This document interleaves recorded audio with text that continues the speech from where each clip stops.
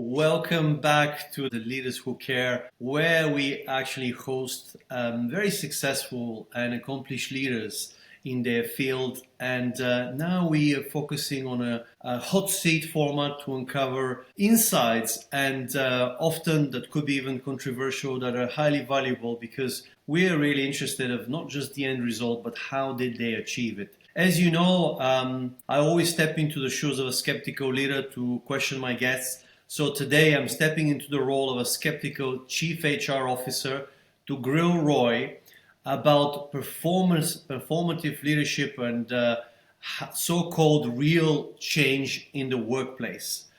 Joining our hot seat, grilling is Roy Hughes, who actually did incredible career at DHL, a powerhouse with a strong label for being a people's leader.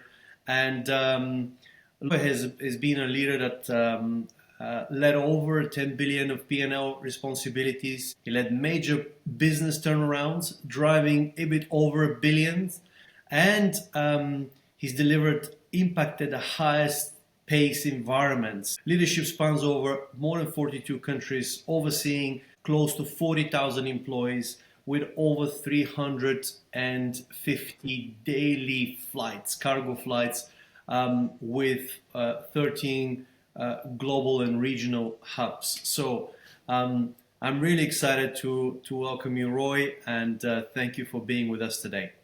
Thank you, Marian. It's good to be with you, and I'm looking forward to the discussion because I think the more challenging the discussion is, every topic needs to be put on the table and rigorously discussed to be able to get the best out of it.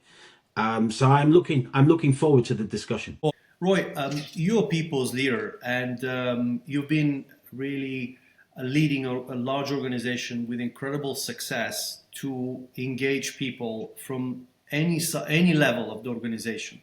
And you really create an environment where people are thriving, which I truly believe part of the great success of DHL is being very much down to leaders like yourself. So, but a question I have is, with so many layers of management in a company like DHL and such a large size, isn't the idea of personal communication and real mentorship more of a fantasy? How do you actually lead from the front, or is this an empty symbolic saying? It's a great question. And the reality is, no, it's not a fantasy. The art of leadership is being, multifaceted, multidimensional.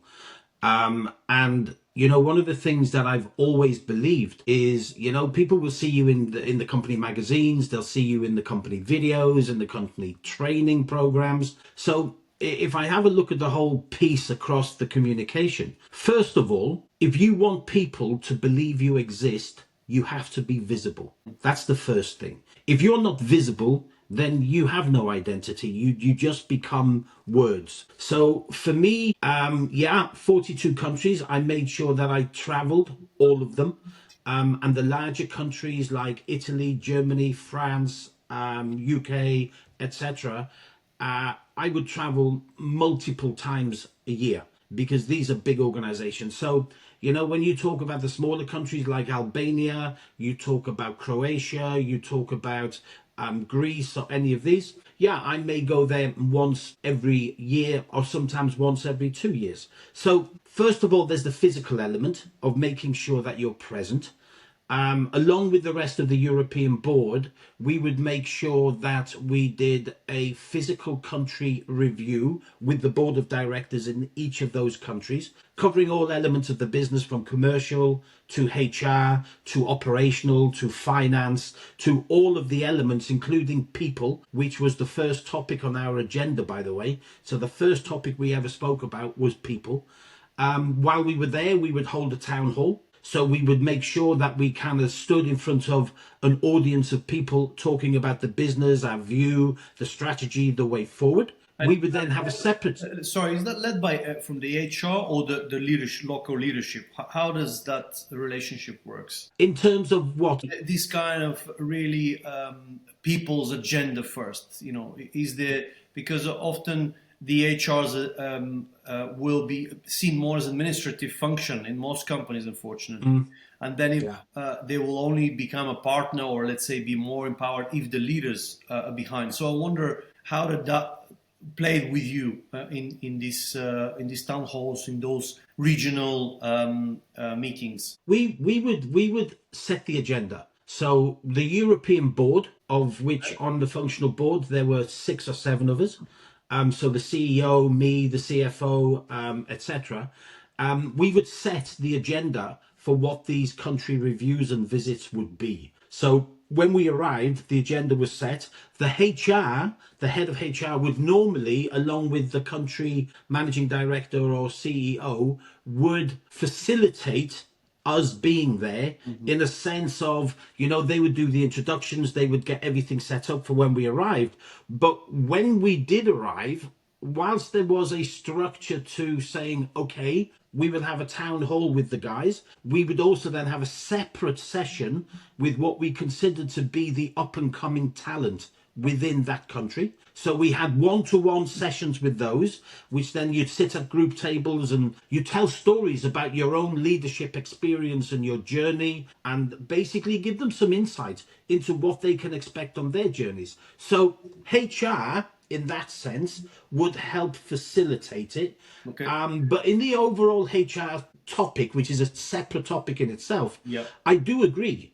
We were very blessed that as a European board, we set the agenda. And that agenda was driven people first. Now, one of my frustrations over the years, and you and I have had separate discussions about this, is that sometimes HR does get too wrapped up in red tape, bureaucracy, talking about, the compliance elements and ticking boxes in training modules and everything else. And in fairness, for me, the biggest thing that I had in my favor is I actually saw HR of being one of the most important departments within any organization. I used to sit and wonder as a young executive why the big boss would walk in and always walk in with the finance guy. So there'd always be the big boss and the FD or the CFO. And I used to sit there and kind of think, okay, but if our people is our most important asset, wouldn't you be better walking in with the HR director than the finance guy? So for me, when I used to go and visit countries and do an overall review, so if I was in Israel or if I was in Turkey or in Italy, I would take my HR director and I would take her as it was for two reasons. The first one is there's a symbolism and symbolic piece about walking in with your HR director as well as your finance director, because what you're doing is you're telling people subliminally that HR is critically important to me because they're here. If they're not there, you're giving the opposite message that you walk in with a finance director, which is equally as important because, the numbers are the numbers. However, if you walk in with a numbers guy and no HR, then what you're saying is the only thing I'm really caring about is the numbers. Yep. So I used to make sure I walked in with both. In terms of the rest of the communication, I used to do webinars with the field. Every single bi-monthly session used to be for either the frontline supervisors. So I could have 1,200 supervisors on a 1.5 hour webinar where they can feel free to openly ask me any questions that they had. I would equally do this with the middle management. So 1 month would be with the supervisors, the next with the middle management. But every month, regardless, I used to hold a call with all 42 countries, with every single head. So I could have 300, 350 people dialed into these calls, and I would sit for 1.5 hours with my direct team.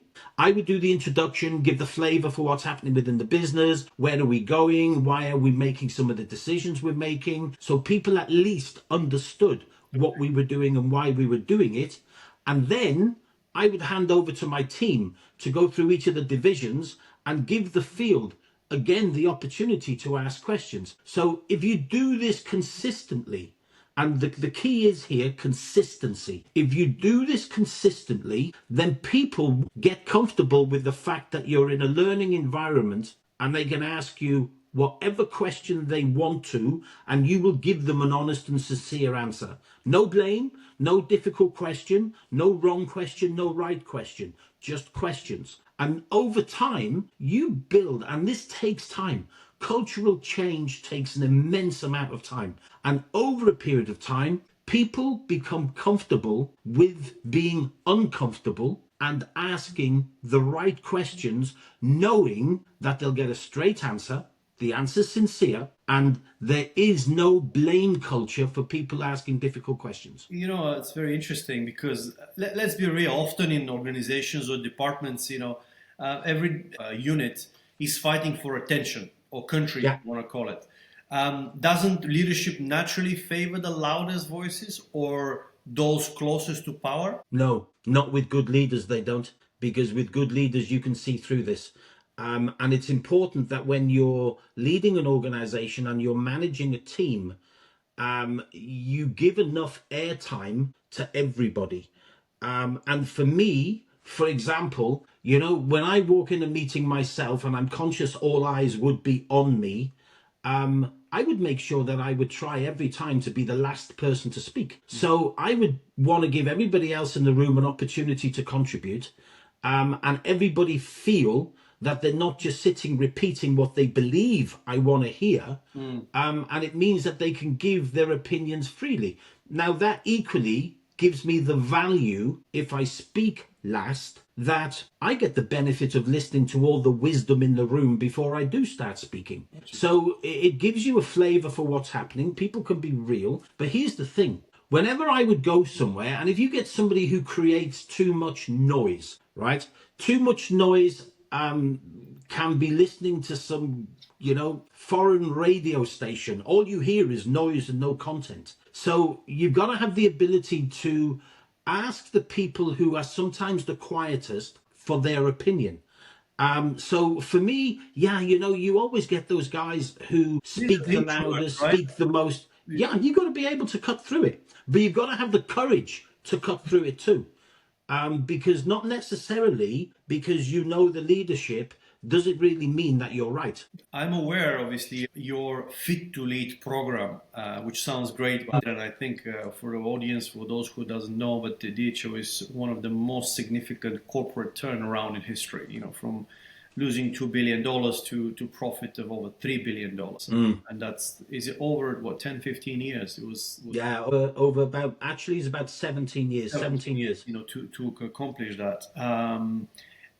But when you talk about the Fit to Lead program, doesn't it just create more hoops to jump through, or how effective is it? How do you develop my team while juggling unrealistic KPIs or non-stop corporate initiatives? I tell you, this was one of the most fascinating questions we asked ourselves at the beginning of the journey, because what we didn't want to do is create something that would be a distraction. We wanted to create something that became part of the culture, part of the way of life. Now, for me, as a leader, if you want to be the best for your team that you're leading, and for me, that was almost 40,000 people. Yeah. The reality is I've got to be in good shape myself to begin with. So when you're on an aircraft and they're going through, the whole safety briefing, and what they say is if the oxygen in the cab goes down, then the masks will fall. And they say, before you help anybody else, make sure you put your own mask on. They say, make sure you're in the right place first before you start doing stuff for other people. So what we did is we went on a journey ourselves of Fit to Lead. I lost quite a lot of kilos in the process as well. And what you did is it's not physically getting fit to lead, right? Or is it but physical fitness and like value-wise, right? No, I agree. Physical fitness was a big part of it because it contributes to mental fitness. So, the better that you are physically, the better you generally are mentally, because it's a virtual cycle rather than a vicious circle. So good begats good. So we began this Fit to Lead element, which had an element of fitness, an element of social, it had an element of everything inside, which enabled us to drive the culture of DHL to this turnaround that people talk about today from, yes, in the worst case, we were looking at losing, I remember when I stepped up, we were almost at the point of losing about 300 million at that stage. And the business was already starting to turn. And then we kind of said, okay, we want to make 500,000. And then we want to make 500 million, and then we want to make 1 billion. And then we've sat, and our record number so far is over 4 billion. And part of that driven by the pandemic, of course, but the fit to lead element. So if I put that into a bit more context, I believe the best companies in the world are those that have the best frontline management training programs for the first line leadership or supervisors, because the supervisors are responsible for about 70% of all of the people you have in an organization. And these are guys who are managing people who don't manage other people. So when I phone the country managing director of Italy and say, I need this done, they phone somebody and phone somebody and phone somebody, they get it done. These supervisors do execute because there ain't no delegation line below them. But what we did, Marian, is I visited over 34 countries, and we consolidated some of them. Like I brought the Finnish guys into Denmark with the guys from Copenhagen, etc. And we did a 2 to 3 day first line supervisor day, which then led into what we called our sim supervisory for first line managers. And the first 1 day of this was nothing but team activities, fitness, doing stuff in canoes, doing stuff in the woods, doing stuff in the middle of cities. And then you'd actually get the social element of this linked into the fitness element. And then you'd get into talking about the business strategy, what we consider respect-based behaviors as well as results-driven behaviors to make sure we got the balance right. All of this was driven around the program of being physically, mentally fit to lead. Very interesting. It's really fascinating. You mentioned something important, that the most successful companies in the world are the ones who have the best front manager programs.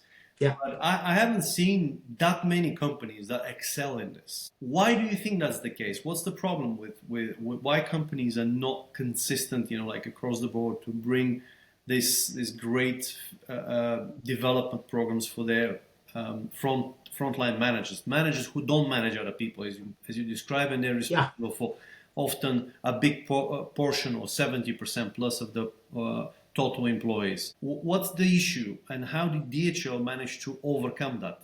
Well, I think I love the question, by the way, because I think there's an element of people who believe they do some of the right stuff. So, I know there's organizations that have what they call first line management training courses, and they kind of, will take people for 2 days and they'll do something on delegation. They'll do something for a day on managing time. But what we created was a 2-year program that people at the end of it got celebrated in a formal graduation, whether this be in Athens, in Sofia in Bulgaria, or whether it be in Milan or Sorrento or wherever in Italy. And, a lot of companies, unfortunately, don't get it. And the ones who even do get it, they don't put in the investment to make sure that it's done properly. Because if you're going to go through a proper cultural change program, which is what we did, you've got to be able to, 1, lead it from the top, but 2, drive it from the bottom. You've got to make sure that every layer gets it. And there's nothing better. There's no good educating your manager and then there's like 12 supervisors underneath who are managing the workforce and they're not educated. And, I'm going back to, and we even had to fix this in DHL. We would have people who were promoted to supervisor on the basis of seniority, not on the basis of ability. It was, Bob's been here 15 years, good old Bob, give Bob the job. And the reality of it is, it didn't work. What we had to do was clearly define what a frontline leader needed to be: respect-based behaviors, result-driven behaviors. And what we did, we had to reassess what we had, retrain people. And some of the people, we had to have conversations, or they had conversations with us to say, this supervising stuff isn't for me. So we had to make some changes in there and accommodate people as where they best fit. But the reality of it is, you've got to choose the right people, get the right people on the bus. And then once you've got the right people on the bus, get the right people in the right seats. Once they're in the right seats, you educate them, you train them, you counsel them, you performance manage them, you do all this stuff. And the problem that you have with a lot of companies, why they either buy into some of it or don't buy into it, it takes a lot of time, a lot of focus, a lot of energy, and you have to be consistent. That's the thing that I see a lot of leadership programs often look great on paper. Yeah.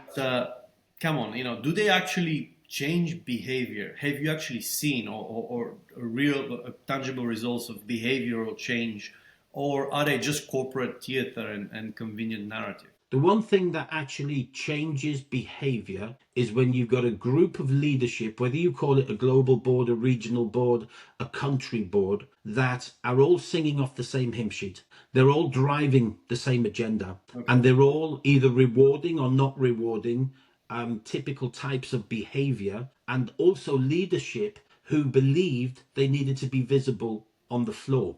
Now I can tell you, as a guy within DHL and managing 40,000 people, I spent 70% more. Actually, I spent 80% of my time in the field, on the floor.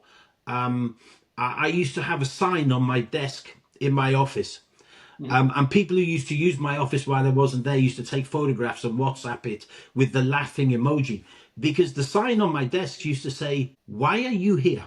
And the reason I put that on my desk is nothing happens in my office. Nothing happens in my office. And honestly, it's a constant reminder that I would sit there and smirk myself on the days I was in the office. And it literally was, "Why are you here?" So I spent nearly all my time in the field. I used to spend my time with the frontline managers. I said I did these supervisor days. I saw, to put this into context, in the 34 countries that I saw, and you don't often get this in what you call really big blue chip companies of the size of what we're talking about here, right? Yeah. Where you've got 40,000 people. But I saw all 2,500 supervisors and frontline leaders face to face over a period of a couple of years, where I would literally walk into a room. In France, for example, a big country, I might have to do 4 sessions. In Germany, I had to do 4 sessions. In Romania, I only had to do 1 because we could get everybody together because of the size of the business. But I kind of did all of these, and I saw 2,500 people who listened to the message directly from one of the most senior executives within DHL that you don't get in other businesses. And all I did was sit in the room on a chair and talk to people about the business, our philosophy of leadership, what leadership looked like to me, what I expected from them, what they could expect from me. And, we'd have some fun at the bar at night, and we'd have a nice dinner, and we'd do the fit to lead stuff. But you package all that together and you're creating something that is just so different and effective. And they're hearing it, not just saying, "Oh, here's our strategy brochure, have a read of this." I would talk through and explain it and give people the opportunity to question it. And kind of say, "Yeah, but Roy, have you guys actually thought about this? And what if this happens?" So you create a level of engagement, that people actually believe and perceive, because perception is people's reality, that they know you, and that they're familiar with you. So for me, this whole leadership element and frontline leaders, I think it takes time, it takes focus, it takes energy, and you have to believe in it. If you don't believe in it, you won't put all that energy in. And this is why a lot of companies don't get it right. Roy, this sounds a lot of work, to be honest, especially from, I'm sure it is, from your, so it's more than work. I mean, it's a conviction. What is the Yeah. personal cost of trying to be an accessible leader in an organization that spans across 42 countries? How do you do You, it? What? it's demanding. I mean, let's not kid ourselves. It's demanding, you know. But if you want to become a professional footballer, you've got to get up at 6 a.m. every morning and start kicking balls, to make sure that you're going to be fit for purpose for the game in hand. And you've got to focus. You've got to focus, and you've got to learn to prioritize, to focus on what gives you the biggest bang for your buck. I remember walking in and having a conversation in Finland, and I'd been in Finland to re-engineer the business in Finland, right? Because we had some challenges and profitability wasn't good. So along with the newly appointed country managing director, I went in and literally re-engineered it the same as I did in Israel, and equally in Italy, etc. And I remember one of the guys actually saying to me, they asked me a question about, but what do you think in 5 or 7 years? And I said, 5 or 7 years, what? I said, come on. I said, in the real world, we've just come through the 2008 financial crisis. I'd just been in Greece, re-engineering Greece as well after their bigger financial crisis. And we learned that the scope of the horizon is you find it difficult to see beyond 2 years in business. You can have a longer term plan that you want to do aspirationally, but for the rest of it, you've got to have something that you can have a span of seeing far enough in the future and keeping an eye on what happens today, that you get that dilemma management of both.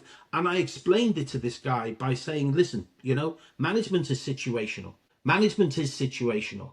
We came out of the 2008 financial crisis like everybody else, and I had a guy asking me about, this is where the honesty with people's got to come in, and said, where are we going to be in 5 years? And I said, really? I said, do you know what? I said, I'm walking across the road and I've just been hit by a bus. My legs are broken, I'm bleeding, and my arms are twisted. And you're going to ask me where I'm going on holiday in 3 years' time, when the only thing I want to do is fix my legs, straighten my arms, and stop the bleeding. So you've got to make sure that what you're doing is real. What about the Japanese who have 100 years of planning? What are your thoughts on that? Because there seems to some cultures, and even the Danish actually seems to have a long-term kind of vision and plan. And you're talking here really of, staying focused, staying real on the situation. But how do you kind of see those cultures? Because DHL is I think the only company in the world that is represented in, I think, every single country in the world, 220 countries, if I'm not Correct. We proudly boast that we exist in more countries than you can either buy Coca-Cola or Marlboro cigarettes. So listen, my view, if you have a look at what happened within Japan, right? September 1945 was the turning point in Japan. When the Second World War finished, what happened in Japan, they embraced something going forward in terms of Six Sigma. They became the biggest black belts of Six Sigma and processes and learning, and something today that we simplify into continuous improvement.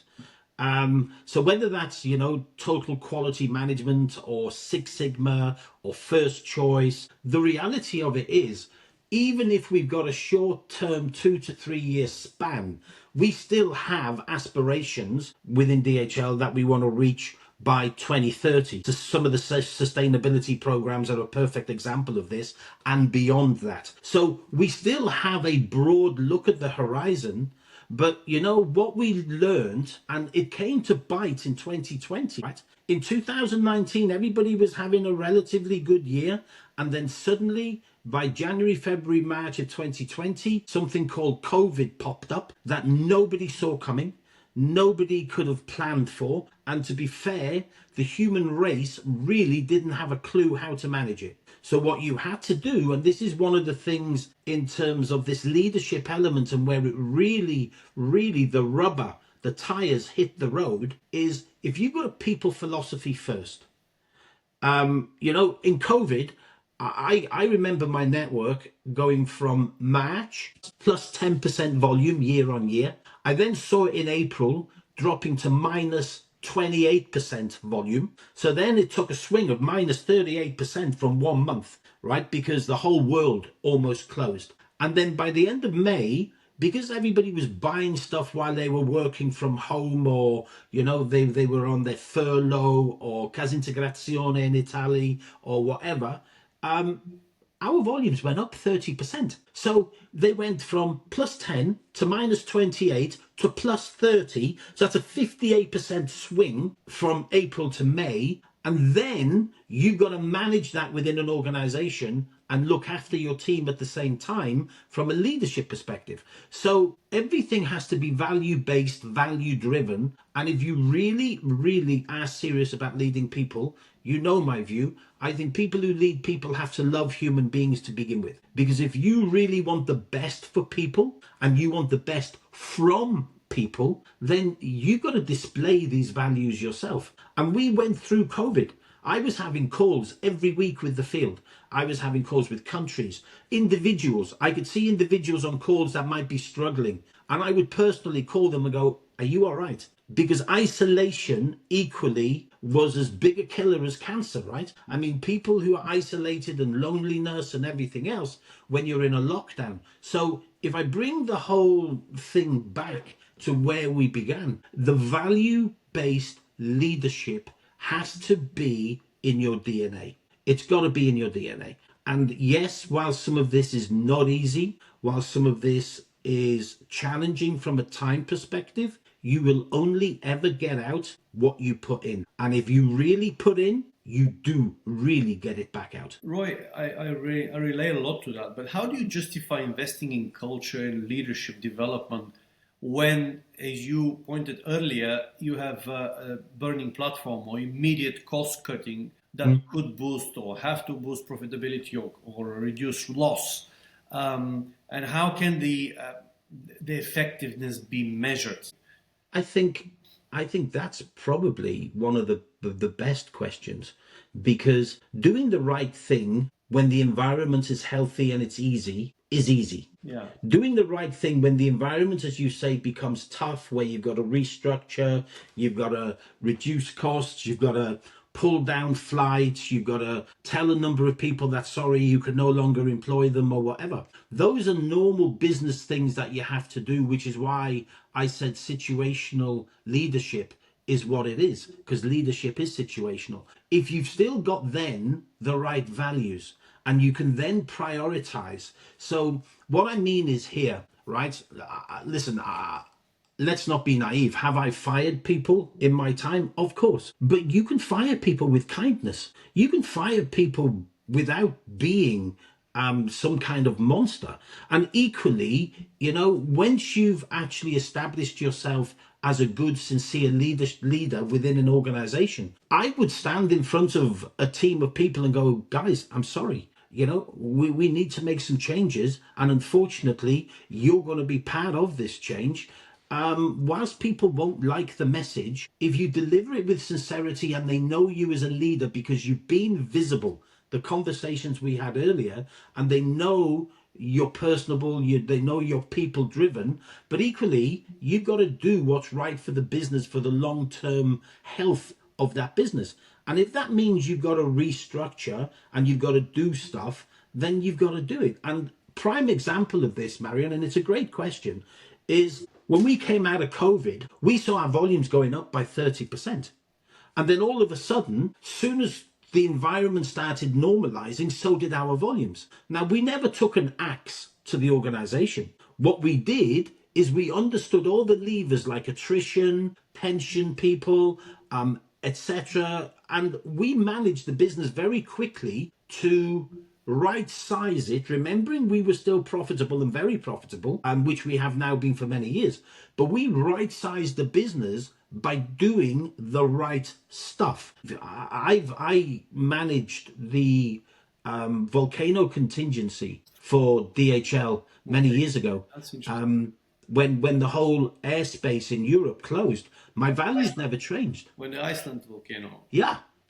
My values never changed. We did people first. Then, when we looked at COVID, we did people first. You can have all the right focus. And here's the thing, being agile, being able to spin and turn quickly, equally being resilient, right? Because resilience is a very undervalued piece for me.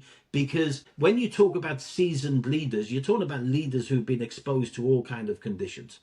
And you know, for me, when you look at being able to make these right decisions, dependent on your situation, then that's the courage that you need to be a leader. I had a guy who managed my European engineering for me.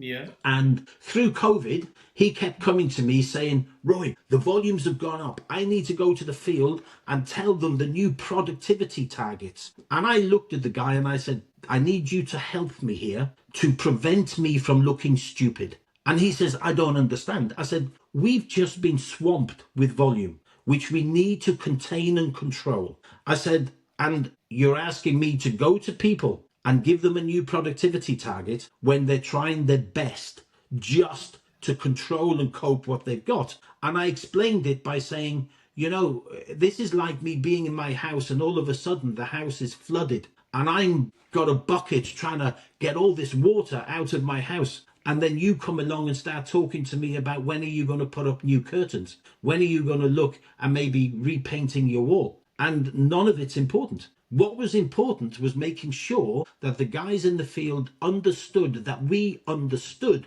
what was happening and that we were driving the right focus to get us back to normality. And giving somebody an enhanced productivity target when basically they're sinking under volume, it just kind of goes to show how out of touch we would have been. So a lot of it is having the courage to be able to make those decisions, which in fact, to be fair, if you look at the response from the field, they have nothing but respect for the leadership when they do these kind of things, because you've got to really feel, you've got to be able to walk in their shoes and feel what they're feeling. And when we were coming out of COVID, I was again 80% in the field. So I was talking to a lot of these guys while I was walking through either our delivery facilities or our hubs, or talking to the guys, you know, even the pilots when I was jump seating on some of the aircraft and I'd be in the cockpit talking to the guys, understanding how it's happening. All of this combined is what, for me, drives a leadership that's effective and that is equally respected in the field. That sounds too good to be true, you know, like really incredible. And Time. It takes time, Marian.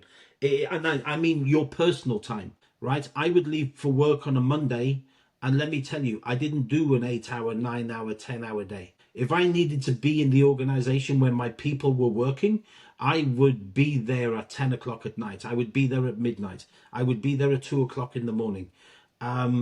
There isn't the luxury of just being there when it's convenient. You've got to be there when it matters. And yes, there is a cost in terms of time. But if if you love what you do, and it comes back to what Confucius said, if you find a job you truly love doing, you don't need to work another day in your life, because all you're doing is having fun. look, I relate a lot to some of those points, but I've seen a lot of organizations, and maybe it was the case with DHL before the transformation was happening. Are we truly developing leaders, or are we just creating, or companies are creating systems where only the most comfortable with power and authority rise to the top? Oh, I actually like people who are uncomfortable with power, because because I think they respect it more, right? I was very conscious, understanding that position I had within DHL was one of the most senior and more powerful.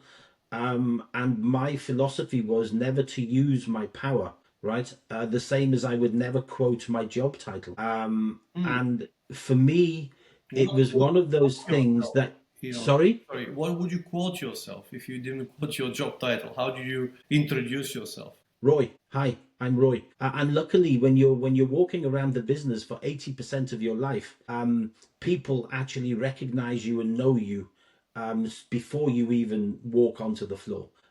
Because they've seen you for years. So I would never have to, oh, good Lord, no. I would never have to walk into any one of our facilities in any of the 42 countries, or if I was in one of the main countries, whether it be in Singapore, Hong Kong, or in Atlanta or Cincinnati or whatever, I would never ever walk in and go, "Hi, my name's Roy Hughes. I am the. Here's my big business card with my long job." Not a chance. Because I think, for me, from a credibility point of view, the credibility is you as the person.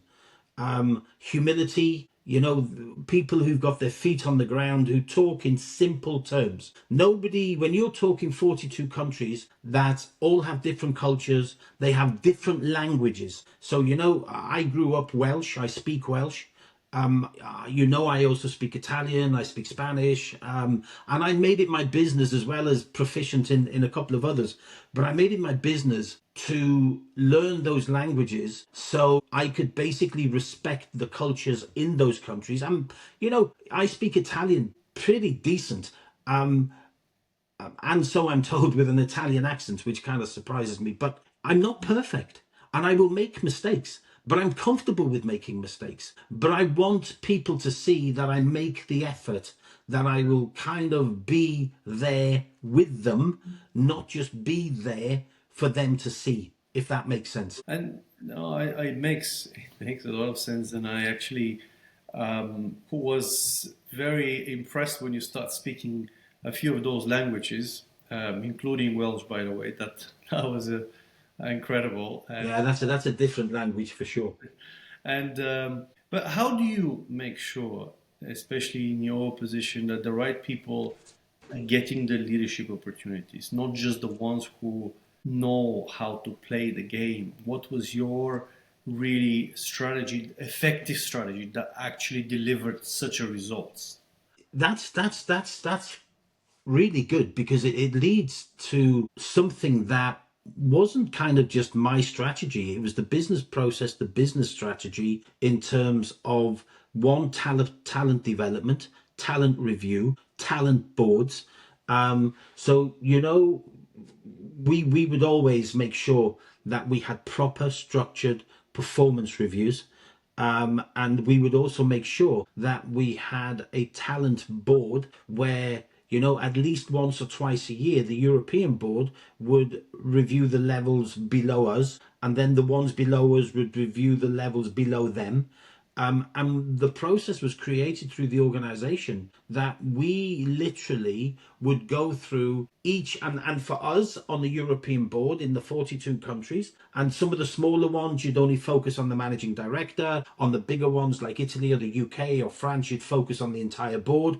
And we would have a discussion about every single individual, right? And we could have those discussions because we spent time with them and we knew them. So we understand their performance, their personality. So we would have these talent boards, and we would highlight people who were ready for promotion, people who'd be ready for promotion in maybe 18 months, 2 years, people who needed development on the same level. But we were very consistent on how we approached this to make sure that we had enough people in the pipeline for succession management for the future.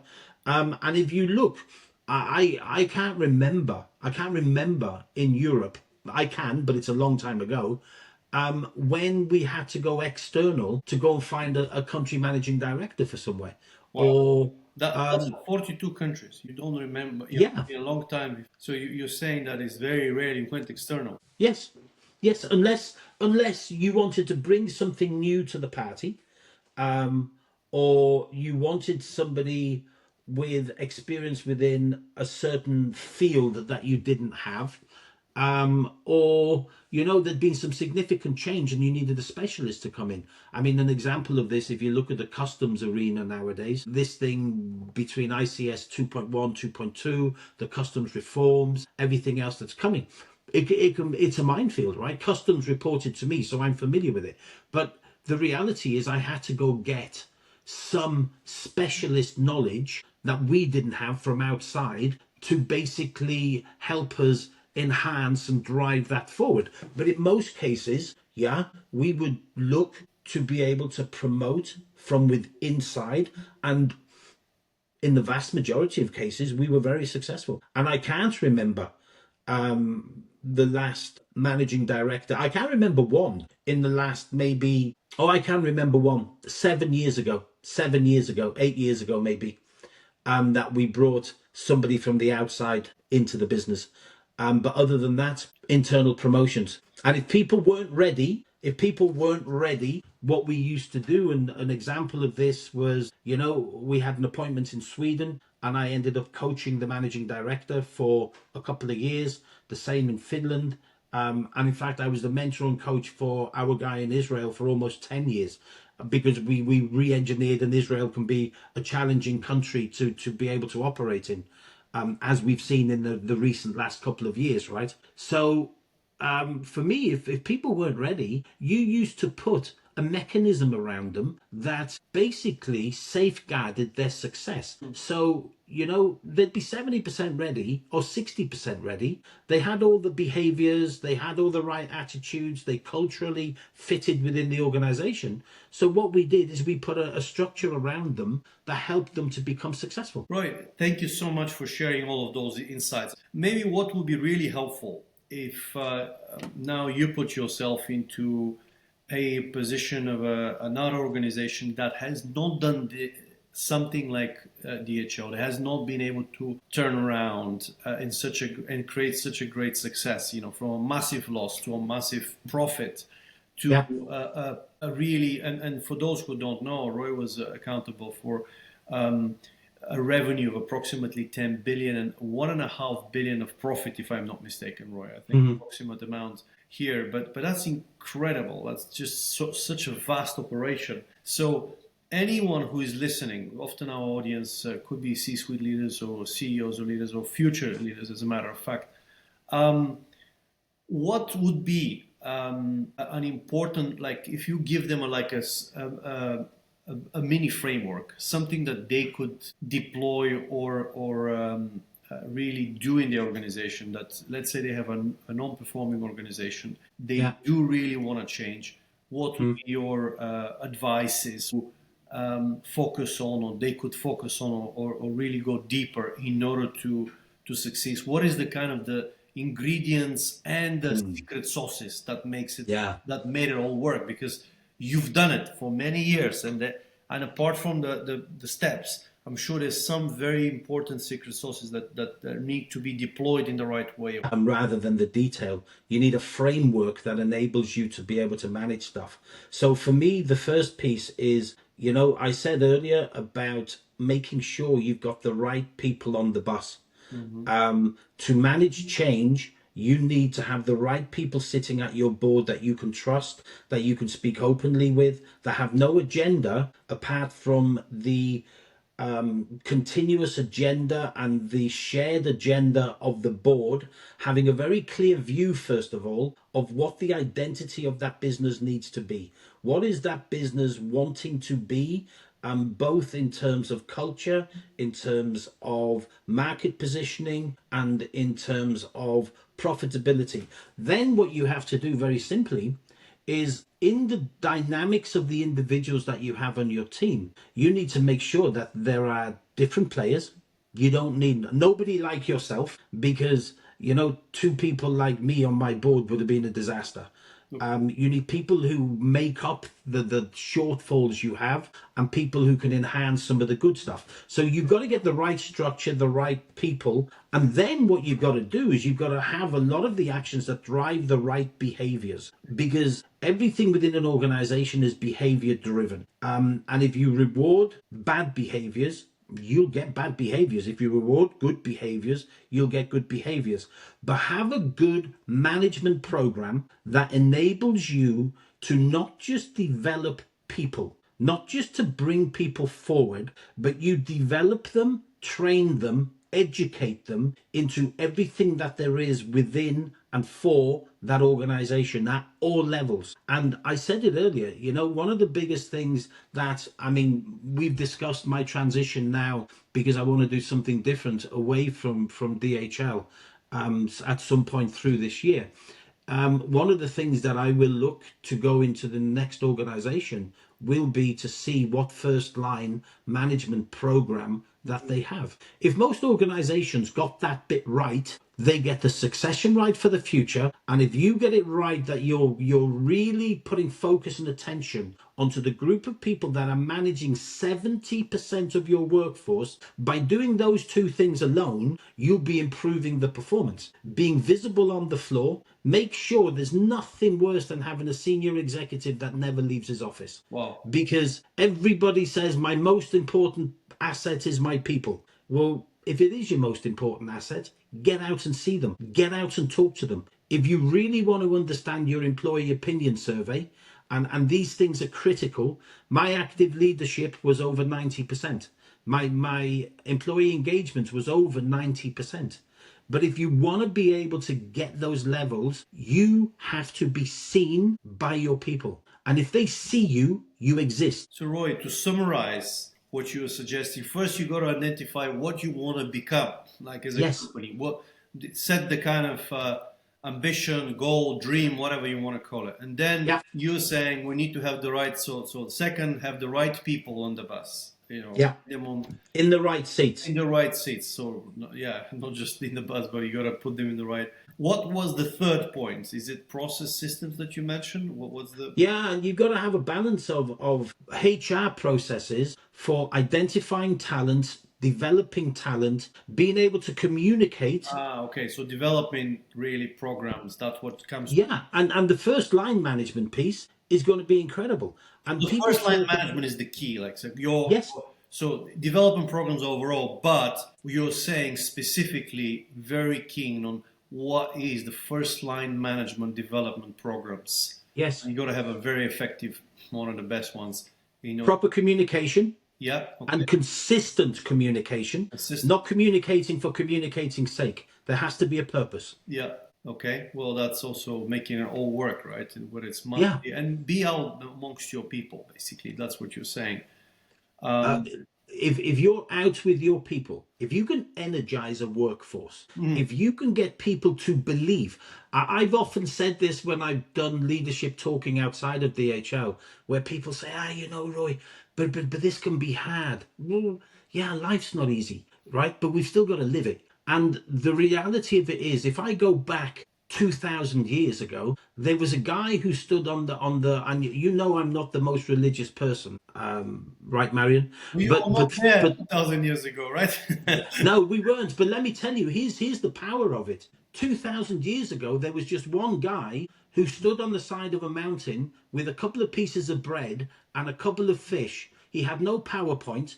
He had no Teams, no Zoom, no email, no mobile phone. And he just stood and convinced people that he believed in what he was talking. And because he believed, they believed. And the more he believed, they believed even more.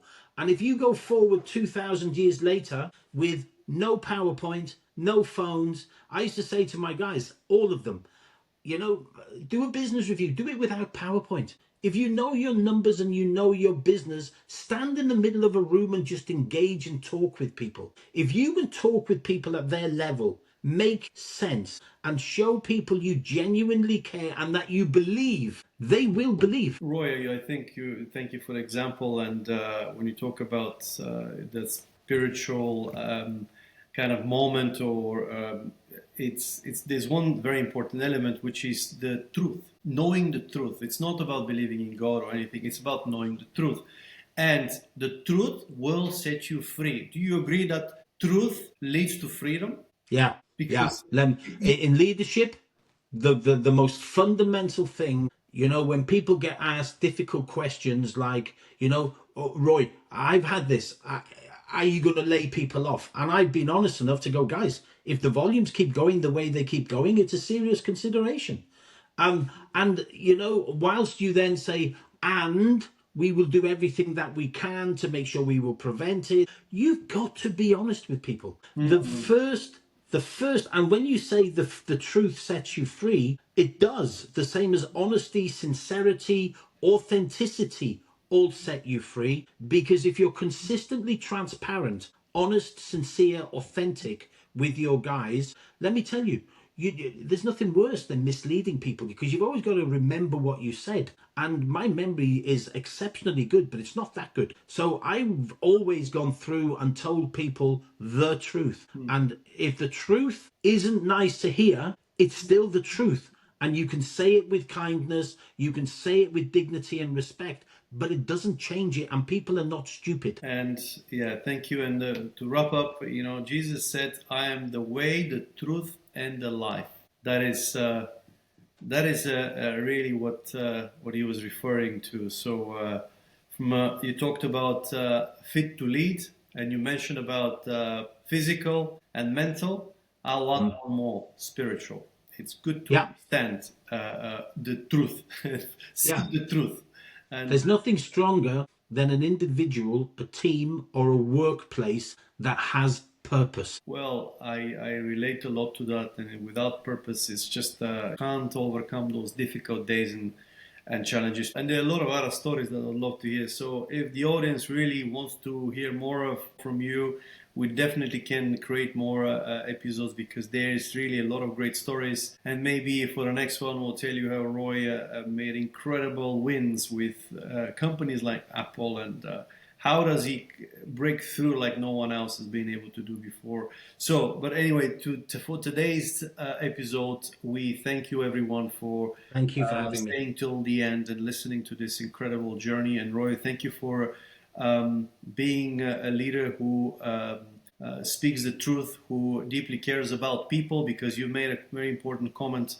If you don't like people, if you don't care about people, you shouldn't be in leadership. I think I just relate a lot to that. It makes no sense, and care is not a weakness. So blessings to you and your family, and really good luck. If anybody wants to speak to you, connect with you, whether that's for advice or corporate initiative, or being interested in yourself, what's the best way to get in touch with you? Yeah, they can either. I mean, most of the guys that will see this will have your details anyway. I mean, if so, I'm happy for you to kind of say, listen, that's where he is. But equally, I'm easily found on LinkedIn. Okay. The same as most executives, right? And I do get people who reach out, who say, and I had one only a week ago, who said, listen, it might be a bit cheeky, but I'm looking at doing this. Can I get your view? And we ended up exchanging. And I helped put a structure together that will enable this individual to go. And he said, can I come back to you in 2 months or whatever, so you can see and maybe kind of give me a little bit more fine tuning? And I said, sure. So if anybody kind of wants to go through and talk about any of the stuff that we've discussed, or other business advice, I've mentored and coached some senior executives inside DHL and out, in big companies like Volvo or this kind of stuff. I'm happy for people to contact me via LinkedIn. Roy, thank you for being an inspiration, a leader who truly cares, and really appreciate your time today. And good luck, and God bless you. It's been a pleasure. Thank you, Marian, for having me. Have a great day. Thank you.